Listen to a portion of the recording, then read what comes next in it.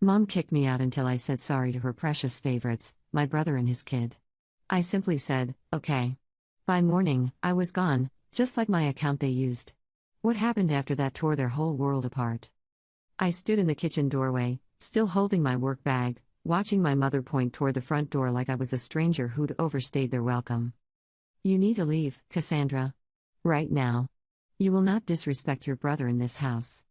My brother Trevor sat on the couch with his 9-year-old son Mason, both of them wearing identical smug expressions.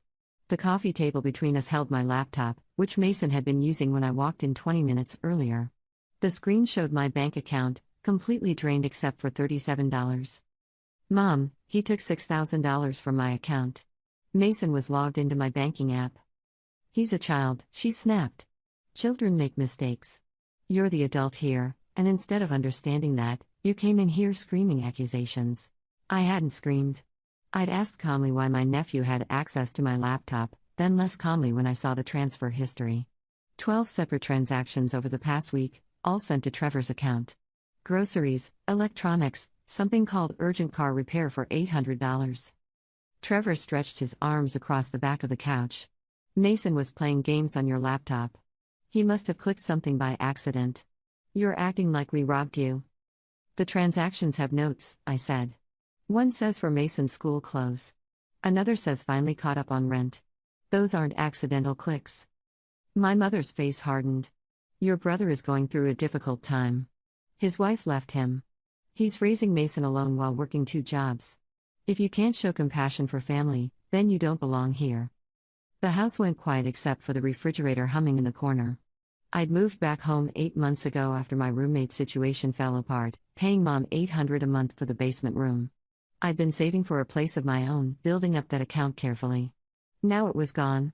I want you to apologize to Trevor and Mason, Mom continued.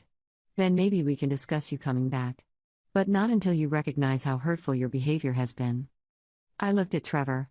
He was 34, 3 years older than me, and he'd been the golden child since birth. When he dropped out of college, Mom called it finding his path. When I took a semester off to work, she called it throwing away opportunities. He could do no wrong. I could do no right. Mason played with his phone, not even pretending to care about the chaos he'd helped create.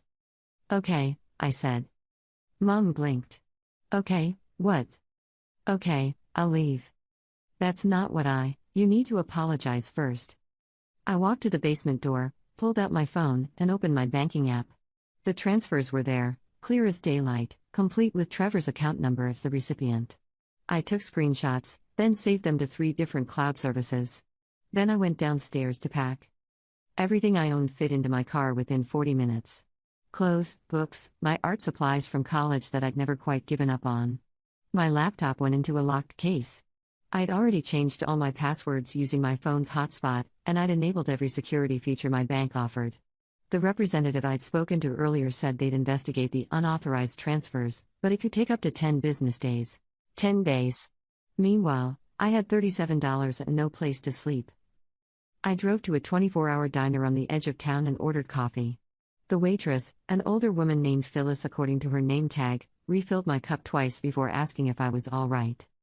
Just figuring some things out, I told her. Boyfriend trouble? Family trouble. She nodded like that explained everything, then left me alone with my thoughts. I opened my phone and started a list. I had 3 friends who might let me crash temporarily, but I'd burned bridges with 2 of them during my messy roommate breakup. The third, Ainsley, lived in a studio apartment with her boyfriend. My job at the dental office paid decently, but I wouldn't see another paycheck for 2 weeks. My credit card had a $3,000 limit with about $400 available. The diner door chimed. A man in his 50s, wearing paint-stained work clothes, took a seat at the counter. Phyllis greeted him by name, Warren, and poured his coffee without asking. They chatted about his daughter's upcoming wedding, the venue costs, how everything was too expensive these days. I thought about my own father, who died when I was 15. He would have lost his mind over what Trevor had done. Dad had always been fair, even when it was difficult. Mom had changed after he passed, grown harder in some ways, softer in others. Particularly soft where Trevor was concerned. My phone buzzed. A text from Mom, "You're being childish. Come home and we'll talk this through like adults." I didn't respond. Another text came through 5 minutes later, This time from Trevor, "You seriously left over an accident? Grow up, Cass." I blocked his number. By 3 in the morning, I'd applied to 7 apartments online, knowing I wouldn't qualify for any of them without proof of savings or a cosigner. I'd also drafted an email to my boss explaining I might need to adjust my schedule.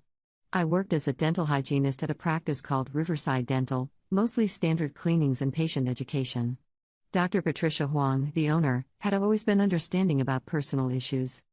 Phyllis stopped by my booth again around 4. "We close at 5 for cleaning. You got somewhere to go, honey? I'll figure it out. There's a women's shelter on Maple Street. Clean place, good people running it. I appreciate it, but I'm employed. They should save those beds for people who really need them." She studied me for a moment. "Pride's a funny thing. Keeps us warm when we got nothing else, but it'll also freeze us to death if we're not careful." After she walked away, I sat there thinking about that. Pride. Maybe she was right. Maybe I should have just apologized to Trevor, swallowed the injustice, and waited to fight another day from a position of stability. But then I thought about Mason's face, the complete lack of remorse. I thought about Trevor's casual dismissal, the way he'd called theft an accident. I thought about Mom, choosing sides so quickly it made my head spin. No. I'd made the right choice.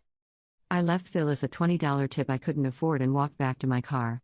The sun was starting to rise, painting the parking lot in shades of orange and pink. I had 4 hours before my first appointment at work. I drove to a public park, reclined my seat, and closed my eyes. Sleep didn't come. Instead, I lay there thinking about next steps, about how I'd gotten here, about how drastically everything had shifted in less than 12 hours. Update 1. The investigation into my stolen money moved slower than continental drift. Days passed, then a full week. The bank assigned my case to a fraud specialist who asked hundreds of questions. Did I share my passwords? Had I given anyone permission to access my accounts? Was I certain the transactions were unauthorized? I provided the screenshots, the timestamps showing I'd been at work during most of the transfers, the fact that my laptop had been in my mother's house where Trevor had unrestricted access. "We'll need to verify a few things," the specialist said. Unfortunately, because the transfers went to an account belonging to a family member, this complicates the situation. Complicates it how? Well, it's not uncommon for family members to have informal arrangements regarding finances. We need to determine whether this was theft or a misunderstanding. I wanted to reach through the phone and shake her. There was no arrangement. He stole from me. "I understand your frustration, Miss Peterson. We'll continue investigating." Meanwhile, I'd been sleeping in my car for 8 nights. I showered at a gym I'd joined specifically for that purpose, $29 a month I could barely afford. I kept my work clothes in dry cleaning bags and changed in the locker room before my shifts. Nobody at Riverside Dental knew I was homeless.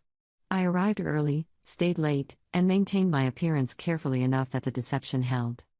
Dr. Huang noticed something was off on the 4th day. "Cassandra, do you have a moment?" She caught me in the hallway between patients.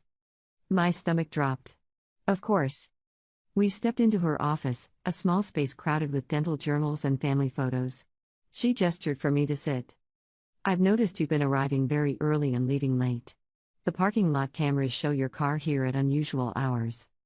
"I've been trying to pick up extra work," I said. "Sterilizing equipment, updating patient files. Your car has been in the lot overnight. Twice this week, security footage shows you sleeping in the driver's seat." The careful lie I had constructed crumbled. I stared at my hands.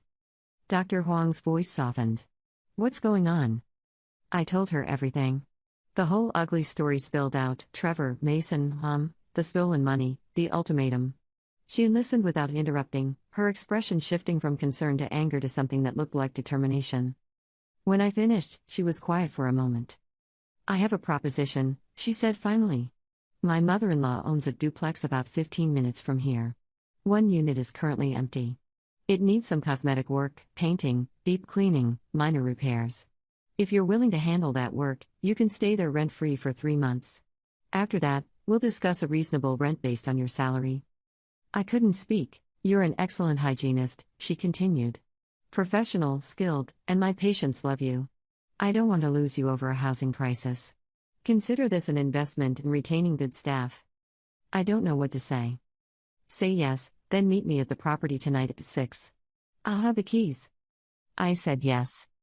The duplex was small but clean, a two-bedroom unit with hardwood floors that needed refinishing and walls that hadn't seen fresh paint in a decade. The kitchen appliances were old but functional. The bathroom fixtures were dated but worked fine. It was perfect.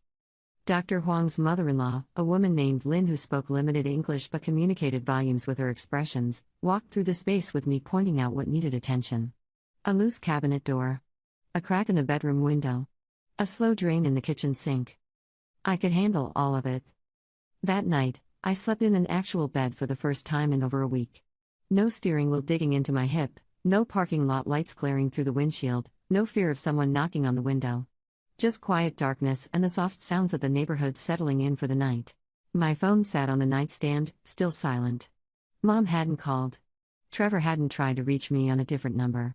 It was like I'd simply ceased to exist in their world. Fine. They'd cease to exist in mine too. The next morning, I woke up early and went to a hardware store. I bought paint, brushes, spackling paste, sandpaper, and cleaning supplies. The purchases put another dent in my credit card, but I'd start earning back the security deposit equivalent through my work on the unit. I spent my weekend transforming the place. The walls went from dingy beige to a soft gray that made the rooms feel larger. I fixed the cabinet door, replaced the cracked window with help from a YouTube tutorial and a lot of patience, and snaked the kitchen drain until water flowed freely again. Lynn stopped by on Sunday afternoon with containers of homemade food and an approving nod at my progress. "Good," she said, patting my arm. "Very good." Small victories. Work became my sanctuary. I threw myself into my job with renewed focus, taking on additional patients, staying late to help with administrative tasks that weren't technically my responsibility. Dr. Huang noticed and quietly added a bonus to my next paycheck, $500 with a note that said "for expenses." I cried in the parking lot for 10 minutes after seeing it. 2 weeks after I'd left Mom's house, the bank finally called. The fraud specialist sounded tired. "We've completed our investigation, Miss Peterson. Unfortunately, we cannot classify these transactions as fraudulent." "Excuse me?" "Our findings indicate that the transfers were made using your credentials from a device that had previously been used to access your account. There's no evidence of hacking or unauthorized access from an external source. Additionally, the recipient is a family member, which suggests this may have been a domestic dispute rather than financial fraud. He stole $6,000 from me. We understand this situation is distressing. However, our recommendation would be to pursue this matter through civil court or family mediation. From a banking perspective, we cannot reverse the transactions." "So that's it? He just gets away with it?" "I'm very sorry, Miss Peterson. If you'd like to discuss this further with a supervisor." I hung up. For an hour, I sat in my car outside the duplex, too angry to move. The injustice of it burned through me like acid. Trevor had stolen from me, and the bank was calling it a family matter. Mom had kicked me out for daring to object, and nobody thought that was worth intervening over. Mason had learned that consequences were optional if you had the right last name. Eventually, the anger cooled into something else. Something calculating. I opened my laptop and started researching. Small claims court, how to file, what documentation I'd need, filing fees, court dates. I read through case studies of family theft, precedents, what constituted sufficient evidence. I downloaded forms, filled them out with meticulous attention to detail, and saved everything to multiple locations. Then I did something I'd been avoiding. I looked up Trevor's social media. His Facebook page was a masterclass in performance. Photos of Mason at soccer practice, captions about being a dedicated single dad. Posts about getting through hard times with faith and determination. A check-in at a new restaurant downtown with the caption "Finally treating ourselves, we deserve it." That restaurant wasn't cheap. I'd looked into eating there once and balked at the menu prices. His profile also showed a new television in the background of a recent photo. Large, expensive, definitely not something someone struggling to pay rent would buy. I scrolled further. 10 days ago, he posted, "Family isn't always blood. It's the people who have your back when times get tough. Grateful for the ones who understand what loyalty really means." The post had 34 likes and a dozen comments from relatives and old friends telling him how strong he was, what a great father he'd become. Mom had commented, "So proud of you, sweetheart. You've handled everything with such grace." I took screenshots of everything. Then I started looking deeper. Public records, court filings, anything that might be available online. Trevor had been sued twice in the past 5 years, once by a former landlord for unpaid rent, once by a credit card company. Both cases had been settled, but the records remained. I pulled his employment history from his LinkedIn profile. 2 jobs in the past year, both ending abruptly. His current position was at a warehouse, entry-level work despite his age and experience. The other job he'd mentioned to Mom, the second one he supposedly worked? I couldn't find any evidence it existed. My phone buzzed. A text from an unknown number. Cassandra, this is your Aunt Diane. Your mother told me what happened. I think you owe your brother an apology. Family should stick together. I didn't recognize the number and couldn't remember the last time I'd seen Aunt Diane. She lived 3 states away and only appeared at major holidays. I didn't respond, just added her number to my blocked list. Another text came through moments later, from a different unknown number. Hey cuz, it's Brandon. Heard you're causing drama over some money. That's pretty low. Trevor's going through enough without you making things worse. Brandon was Trevor's friend from high school, someone I'd met maybe twice in my life. The family gossip chain was apparently working overtime. I blocked that number too.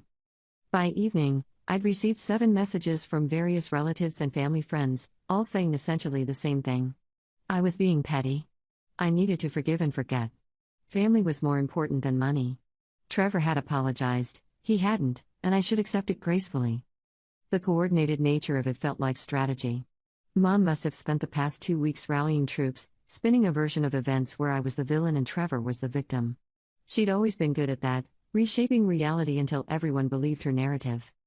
I made dinner from the food Lynn had brought, some kind of noodle dish that tasted better than anything I'd cooked for myself in months. Then I sat down with my laptop and composed a document. A timeline of everything that had happened, complete with screenshots, bank statements, and detailed notes about each conversation. I included Trevor's social media posts, the discrepancies between his claims of poverty and his actual spending, the threatening messages from flying monkeys. The document ran to 14 pages by the time I finished. I saved it, backed it up, and filed my small claims court paperwork online. The filing fee was $180. I paid it with my credit card and felt something shift inside me. This wasn't about the money anymore. This was about making sure someone, somewhere, acknowledged that what Trevor had done was wrong. Even if that someone was just a court clerk processing paperwork. Update 2, the court date landed 6 weeks out. In that time, I transformed the duplex into something that actually felt like home. I'd found furniture at thrift stores and estate sales, pieces that needed minor repairs or cleaning but had good bones. My bedroom now had a real bed frame, a dresser, and a reading chair by the window. The living room held a couch I'd reupholstered myself using fabric from a discount store and more YouTube tutorials than I could count. Work remained steady. Dr. Huang had increased my hours, which meant more income and less time to dwell on everything I'd lost. My coworkers knew something had happened. The dental assistant, Maya, had caught pieces of conversations with a bank and put things together, but they respected my privacy and didn't pry. Lynn stopped by weekly with food and broken English phrases that somehow communicated more support than lengthy speeches ever could. "You strong," she'd say, squeezing my arm. "Very strong." I'd received the court summons confirmation in the mail 3 weeks after filing. Trevor had to be served formally, which meant a process server showing up at Mom's house where he was still living. I'd paid extra to receive confirmation of service, and when it came through, I felt a grim satisfaction. He couldn't ignore this. Mom called that evening, her first direct contact since I'd left. I let it go to voicemail. "Cassandra, this is ridiculous. You're taking your brother to court over money he's going to pay back. You're tearing this family apart over your pride. Call me. We need to resolve this before it gets out of hand." I saved the voicemail. She called again the next day. This time I answered. "Are you happy now?" She asked instead of hello. "You've humiliated Trevor. Humiliated this entire family. He stole from me, Mom. $6,000. It was a mistake. He's already apologized." "No, he hasn't. Not once." "Well, he tried to. You blocked his number and ran away like a child. I left because you told me to leave until I apologized to him." Silence on the other end. Then, I was upset. "You came in yelling, upsetting Mason. I thought some time apart would help everyone calm down. You pointed at the door and told me I didn't belong in your house. Don't twist my words, Cassandra. You know I didn't mean it like that." The revisionism was breathtaking. She'd rewritten history in her mind so thoroughly that she actually believed this version of events. The court date is February 14th, I said. Trevor can bring evidence of repayment if he's already returned the money. Otherwise, I'll see him there. You're really going through with this? Taking your own brother to court? He took $6,000 from my bank account without permission. What would you call that? I call it a family matter that should be handled privately. I tried that. You kicked me out. Another pause. Where are you living now? That's not your concern anymore. Of course it's my concern. You're my daughter. Funny how I stopped being your daughter the moment I asked Trevor to return stolen money. Don't be dramatic. I have to go, Mom. I'll see Trevor in court. I hung up before she could respond.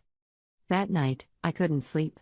I kept replaying the conversation, hearing the way she'd minimized everything, the way she'd made my homelessness sound like a voluntary vacation I'd taken out of spite. Part of me wanted to call back, to scream, to make her understand what the past 6 weeks had been like. The fear, the exhaustion, the humiliation of sleeping in my car while working full-time at a job where I had to pretend everything was fine. But I didn't call back. Instead, I got up and painted the hallway, working until 3 in the morning, rolling the anger into something productive. The weeks crawled toward the court date. I prepared my case with obsessive attention to detail, organizing every piece of evidence, practicing my testimony in front of the bathroom mirror. I consulted with a legal aid attorney who reviewed my documentation during a free clinic and told me I had a strong case. The bank statements and screenshots are solid, she said. The fact that he hasn't even attempted to return the money strengthens your position. Small claims judges see family theft cases frequently, and they tend to rule in favor of the victim if documentation is clear. What if he claims I gave him permission? Did you? No. Then he'll need to prove otherwise, which will be difficult without written communication showing consent. Keep your testimony focused on facts. Don't get emotional, don't get angry. Just present what happened chronologically and let the evidence speak. I followed her advice to the letter. The day before court, Trevor called from a number I didn't recognize. I answered because I'd been expecting this. Cass, can we please just talk about this? His voice was tight, strained. You're really going to drag me into court? You dragged yourself there when you stole from me. I didn't steal anything. Mason was playing on your laptop and things got mixed up. I've been trying to figure out how to pay you back, but money's been tight. You went to an expensive restaurant. You bought a new TV. Silence. You've been stalking my social media? It's public, Trevor. You posted it for everyone to see. Those were. I used a gift card for the restaurant. The TV was a birthday present for Mason. You told Mom you were working 2 jobs and barely scraping by. Which story is true? You don't understand the pressure I'm under. Raising a kid alone, trying to make ends meet. You've never had that kind of responsibility. I had $6,000 in savings. Now I have nothing because you decided your needs were more important than basic honesty. It's not like you were homeless. You were living with Mom, paying barely any rent. You could afford to help me out. Helping you out requires asking. What you did was theft. His tone shifted, grew harder. The judge is going to see this for what it is, a vindictive sister trying to punish her brother over a misunderstanding. You think you're going to walk in there and get your money back? Good luck with that. See you in court, Trevor. I hung up and added his new number to the blocked list. That night, I laid out my clothes for court. A professional gray dress, modest heels, minimal jewelry. I printed extra copies of all my evidence and organized them in a binder with labeled tabs. I set 3 alarms on my phone to make sure I wouldn't oversleep. Then I sat on my couch in the small living room I'd built from nothing and let myself feel the full weight of what tomorrow would bring. Not just the court case, but the final, irreversible severing of family ties. After tomorrow, there would be no going back. Mom would never forgive me for taking Trevor to court. Extended family would take sides. Holidays, birthdays, all the small rituals that bind families together, gone. I traded all of it for $6,000 and a principal. Part of me wondered if that made me stubborn or stupid. But then I thought about Mason, 9 years old, learning that theft had no consequences. I thought about Trevor, skating through life on excuses and manipulation. I thought about Mom, enabling it all, sacrificing one child to coddle another. No. I was doing the right thing. Even if it cost me everything. The courtroom was smaller than I'd expected, more like a classroom than the dramatic television version I'd imagined. Vinyl floors, fluorescent lights, rows of plastic chairs facing a judge's bench. Trevor sat on the opposite side with Mom beside him. Neither looked at me when I entered. The judge, a woman in her 60s with iron gray hair and reading glasses, called our case promptly at 10. Peterson versus Peterson. Small claims matter regarding alleged theft and requesting return of funds. Miss Cassandra Peterson representing herself. Mr. Trevor Peterson representing himself. Please approach. We both stood at podiums facing her bench. Miss Peterson, you're the plaintiff. Please present your case. I'd practiced this dozens of times. The words came out steady, factual.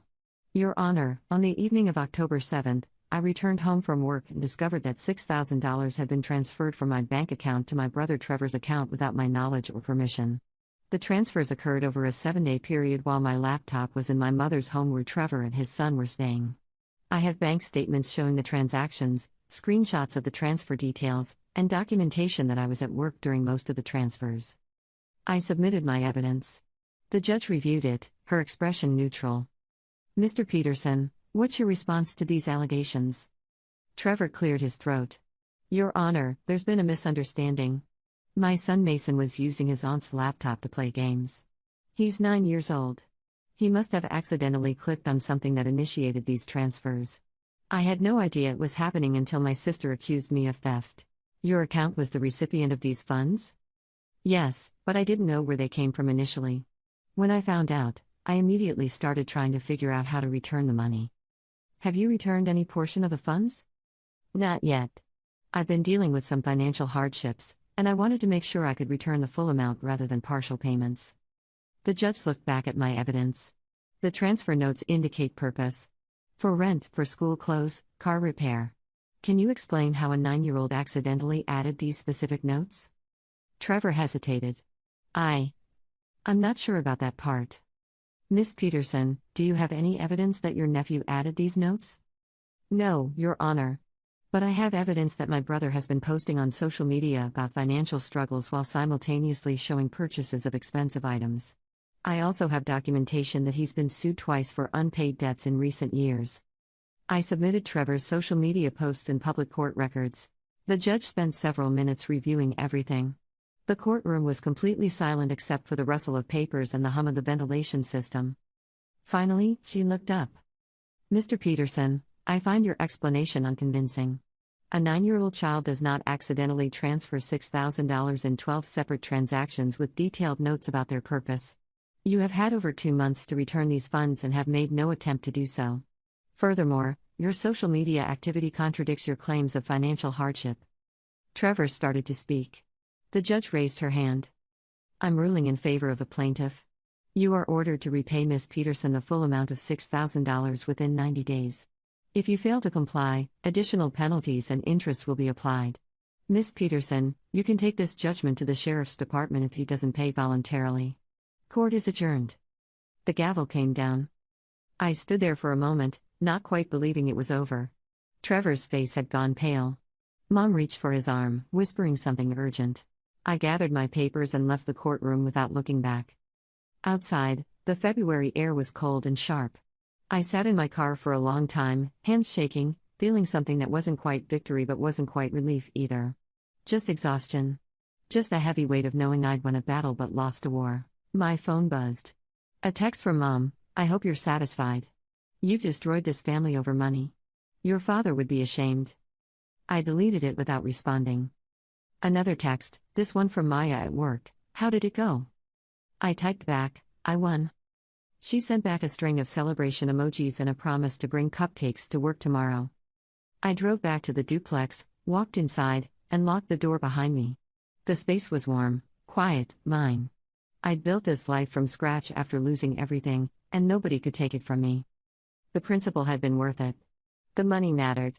But more than that, standing up for myself mattered. Refusing to be steamrolled by family dysfunction mattered.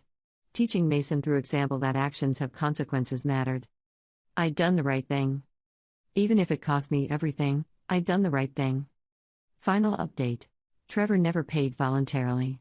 After 90 days, I took the judgment to the sheriff's department and initiated wage garnishment. 15% of his paychecks would now be automatically deducted until the debt was paid. The fallout was swift and brutal. Mom stopped all contact. Extended family members unfriended me on social media. Christmas came and went without a single card or call from anyone with my last name. I spent the holiday with Dr. Huang's family, eating too much food and laughing at her children's stories about dental emergencies at their school. Lynn gave me a jade bracelet that had belonged to her mother. For luck, she said. For strength. The bracelet became my talisman. Work thrived. Dr. Huang offered me a promotion to lead hygienist, which came with a salary increase and additional responsibilities I welcomed. I'd stopped sleeping in my car, stopped checking my account obsessively for money that would never reappear, stopped waiting for my family to choose me. I chose myself instead. The duplex became more than just a place to sleep. I hosted dinner parties for coworkers, game nights for the friends I'd reconnected with after years of letting relationships atrophy. I painted the kitchen a warm yellow that caught morning light. I adopted a cat from the shelter, a scraggly orange tabby named Mango who had been overlooked for months because of his permanent grumpy expression. Life rebuilt itself around the empty spaces my family had left behind. One evening in late April, I received a Facebook message from Mason. The account was clearly monitored by Trevor. The profile picture showed them together at a baseball game, but the message seemed genuine. Aunt Cassandra, I'm sorry for what happened. Dad told me to use your computer and showed me how to send the money. I didn't know it was wrong. I hope you're okay. I stared at the message for a long time. Part of me wanted to respond, to tell Mason that I didn't blame him, that 9-year-olds shouldn't be accomplices to theft. But responding meant opening a door I'd worked hard to close. I left the message unread. 2 weeks later, a check arrived in the mail. Not from Trevor, but from my Aunt Rachel, Mom's sister who lived in Oregon. The note attached said, I heard what really happened from a mutual friend. Your mother's version didn't make sense, so I did some digging. I'm sorry for what Trevor did, and I'm sorry your mother chose to handle things the way she did. This is a portion of what you're owed.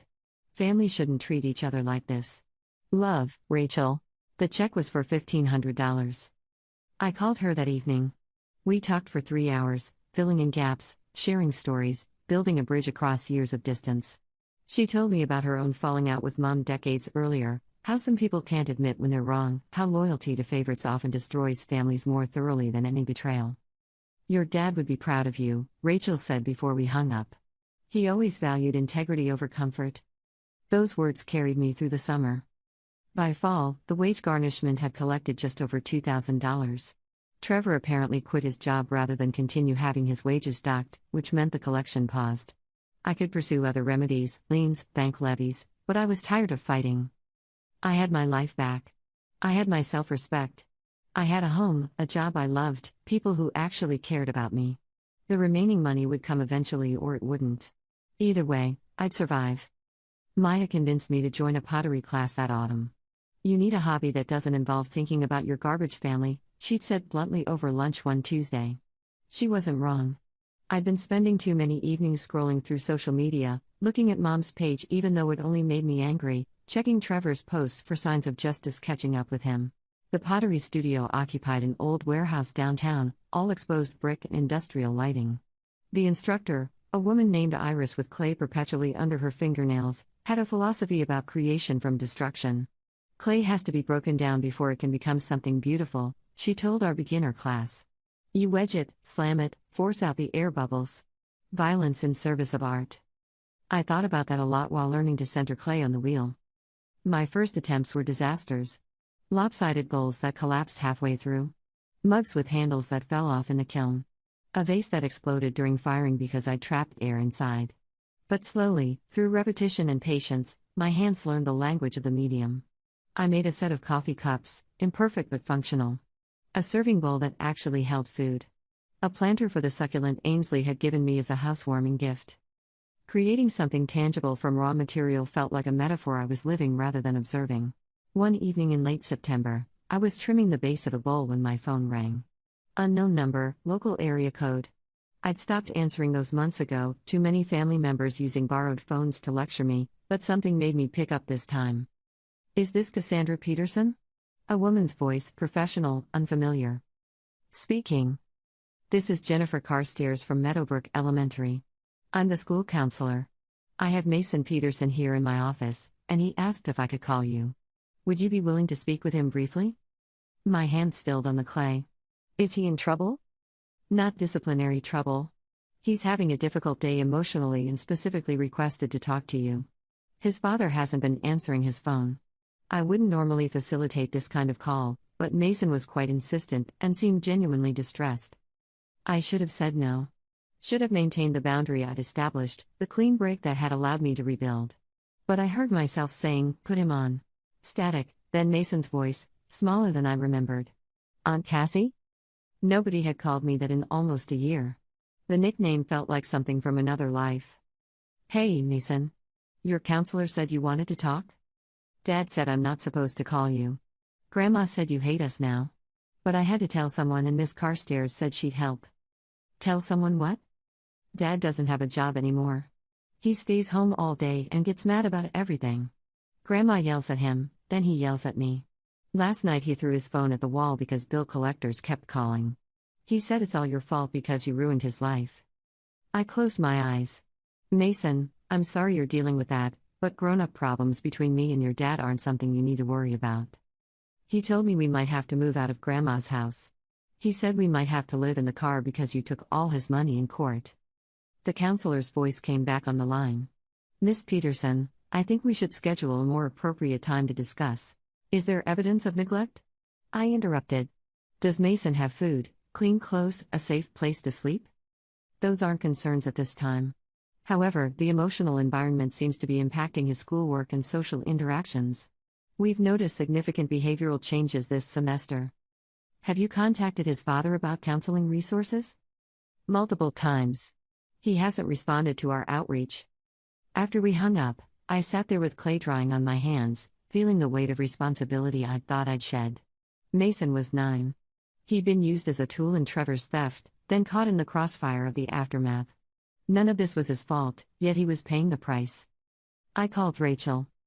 That boy needs stability, she said after I explained the situation.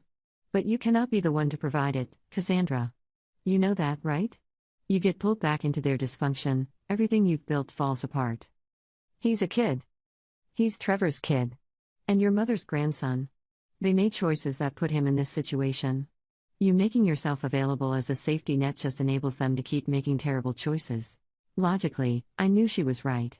Emotionally, I kept hearing Mason's voice, scared and small. What if I just check in with the school periodically? Make sure someone's paying attention to warning signs? As long as checking in doesn't become getting involved. I promised her it wouldn't. The pottery class ended in October with a small showcase where students could display their best pieces. I brought the serving bowl I'd made, glazed in shades of blue that reminded me of the ocean. Dr. Huang came to the show with her family, and Lynn's daughter Michelle, who'd taken over managing the duplex properties. They admired the bowl with genuine enthusiasm, and Michelle bought it on the spot for $40. My mother would have loved this, she said. She always appreciated things made with care. That $40 felt more valuable than the $6,000 Trevor had stolen. It represented something I'd created rather than something that had been taken. November brought the first serious snow. I woke up one Saturday morning to find my car buried under 8 inches of white powder and the entire neighborhood transformed into something from a winter postcard. Mango sat in the window, tail twitching, fascinated by the falling flakes. I bundled up and spent 2 hours shoveling my driveway and the sidewalk in front of the duplex. The neighbor across the street, an elderly man named Walter, waved from his porch. Need help with that? He called. I've got it, thanks. You're good people, he said. Not many young folks these days take care of their property like you do. Simple neighborly interactions like that mattered more than I'd expected. Being part of a community, contributing something positive, existing as more than just the wrong party in a family drama, it all felt like reclaiming a version of myself I'd lost somewhere along the way. The school counselor called again in early December.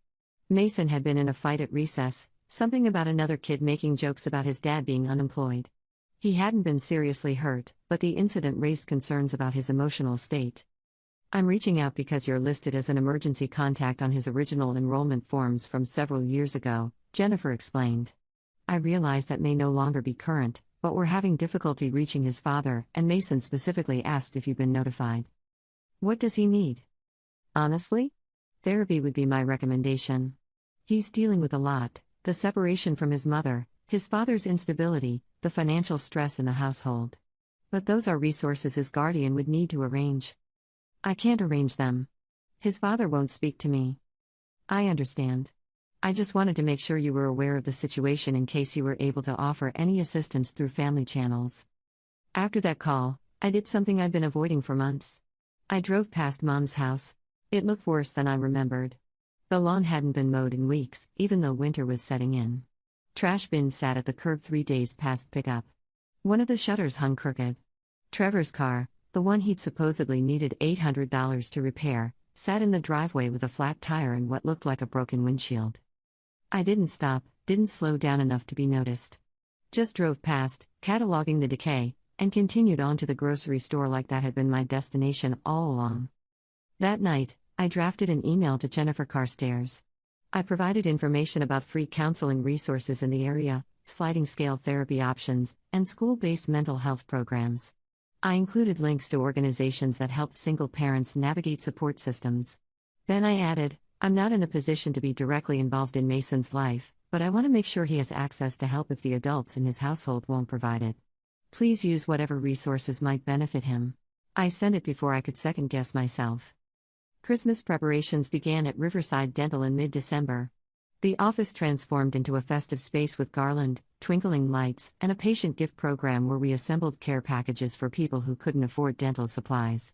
I volunteered to coordinate it, spending evenings sorting donated toothbrushes, floss, and travel-sized toothpaste into bags with handwritten holiday cards. Maya caught me writing the 50th card. You know you don't have to do this, right? Dr. Huang hired a service for the cards last year. I like doing it. Makes it feel more personal. You're a better person than me. I would have just printed labels. You brought 3 dozen cookies to work yesterday and refused to let anyone pay you for them. Don't pretend you're not also doing extra. She grinned. Fair point. We're both overachievers trying to earn cosmic good person points. Is it working? Ask me after the holidays when my credit card bill comes. The afternoon before Christmas Eve, a package arrived at the duplex. No return address, just my name and handwriting I didn't recognize. Inside was a framed photograph of my father, one I'd never seen before. He was younger in it, maybe mid-30s, standing in front of a house that must have been his childhood home. On the back, someone had written, "Thought you should have this." He would have understood why you did what you did. Love, R. Rachel. She must have found it while sorting through old family photos. I put the frame on my bookshelf next to Lynn's jade bracelet and the pottery bowl I'd made in class. My own small altar to the people who'd shaped me into someone capable of surviving. Christmas Day, I volunteered at a soup kitchen downtown. The coordinator, a woman named Patricia who ran the operation with military precision, assigned me to the serving line. For 4 hours, I ladled mashed potatoes onto plates, smiled at people dealing with circumstances far harder than mine, and felt grateful for the warm duplex waiting for me at the end of the day. One man, probably in his 60s with weathered hands and kind eyes, stopped as I served him. "Thank you for being here today," he said. "Not everyone wants to spend their holiday with folks like us." "I'm glad to be here. Merry Christmas." "Merry Christmas to you too, young lady. Whatever you're running from, I hope you find what you're running to." I thought about that the entire drive home. Running from, running to. Maybe it was both. Maybe you couldn't build something new without leaving something old behind. The new year arrived quietly. I spent New Year's Eve with Ainsley and her boyfriend, playing board games and eating too much cheese. At midnight, we toasted with sparkling cider. Ainsley was pregnant, something she just found out, and made wishes for the year ahead. "What did you wish for?" she asked me after her boyfriend had gone to get more snacks. "Boring stability. A full year with no drama, no court dates, no family emergencies." "That's a good wish. Boring is underrated." "What about you?" "Honestly? I wish that this pregnancy would stick. I had a miscarriage last year and I'm terrified to hope too hard." She'd never told me about the miscarriage. I'd been so wrapped up in my own crisis that I'd missed what she'd been going through. "I'm sorry. I should have been there for you. You were homeless and dealing with your family imploding. You get a pass." She squeezed my hand. "Besides, we're here now. That's what matters." January brought a surprise development. The bank that had initially refused to classify Trevor's actions as fraud sent a letter stating they'd reopened my case. Apparently, a pattern of similar incidents had emerged with other customers, and during a broader investigation, they'd reconsidered their original determination. "We are prepared to offer you a settlement of $4,000 to resolve this matter," the letter stated. "This represents a portion of the disputed funds and our good faith effort to address your concerns." $4,000. Not the full amount, but more than the wage garnishment had collected. More than I'd expected to ever see again. I called the number provided and spent 40 minutes navigating their settlement process. By the end of the call, I'd accepted their offer. The money would arrive within 6 to 8 weeks. Rachel cheered when I told her. "Take that. Justice delayed but not denied." It's still not everything he took. No, but it's something. And sometimes something is enough. The settlement money arrived in late February, deposited directly into my account with a reference number and a brief note about case resolution.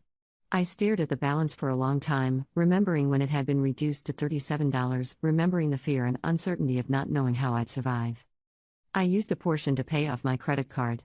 Another chunk went into a new savings account with a bank that had better security features. The rest I split between investing in my pottery hobby, a small will for the duplex, and donating to the school counseling program at Meadowbrook Elementary in Mason's name. It felt like closing a circle. Lynn passed away in early October, quietly in her sleep at 87.